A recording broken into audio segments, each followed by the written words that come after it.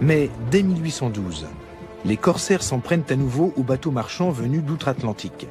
Il faut refaire appel à Stephen Decatur. Écoutez-moi tous. Messieurs, aujourd'hui, nous n'allons pas uniquement donner une bonne leçon aux dés d'Alger. Nous allons donner à tous les barbaresques une leçon qu'ils ne seront pas prêts d'oublier. Ou alors c'est la mer qui nous engloutira. L'officier ne perd pas de temps. À l'approche d'Alger, il capture le navire amiral des corsaires, ce qui les affaiblit considérablement.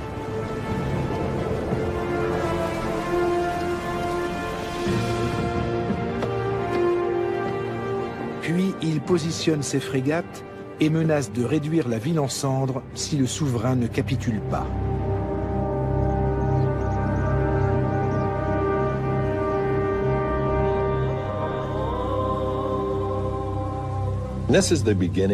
C'est le début de la politique de la canonnière. Il s'agit de petits navires lourdement armés, capables de remonter des rivières et de naviguer en eau peu profonde, et que les États utilisaient pour montrer leur force et protéger leurs intérêts commerciaux.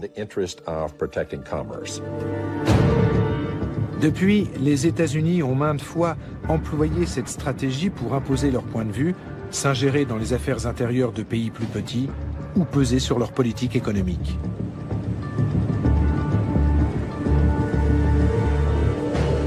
Ils possèdent aujourd'hui une dizaine de porte-avions, qui sont autant de bases flottantes capables de diffuser l'influence américaine dans le monde entier grâce à leur présence musclée. Cette stratégie remonte à la Seconde Guerre barbaresque de 1812.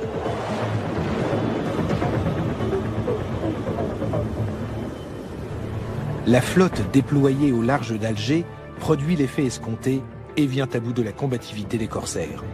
Sans aller à l'affrontement, Stephen Decatur est en mesure de dicter ses conditions à l'ennemi.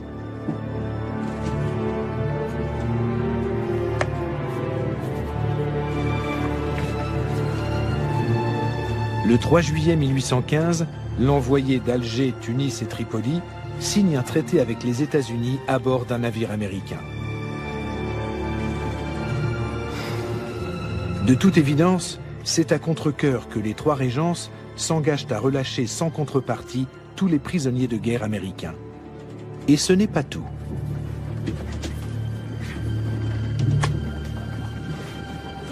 Elles doivent aussi payer des réparations de guerre, renoncer à percevoir un tribut des États-Unis et à capturer leurs navires.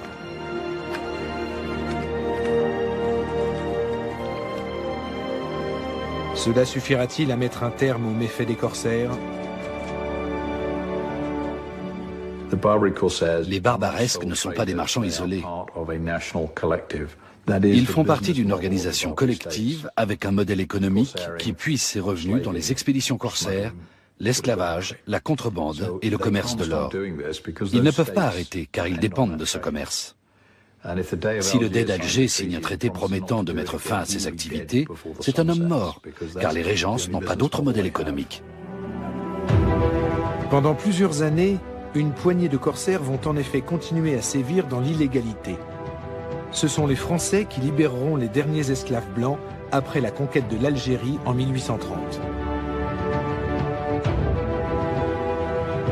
Il reste que les écumeurs de la Méditerranée ont pour la plupart cédé face à l'audace d'un homme et de son équipage, mais aussi face aux navires américains ultramodernes. Les États-Unis croient alors à leur supériorité technique sur leurs adversaires. Mais cet avantage va bientôt s'amenuiser.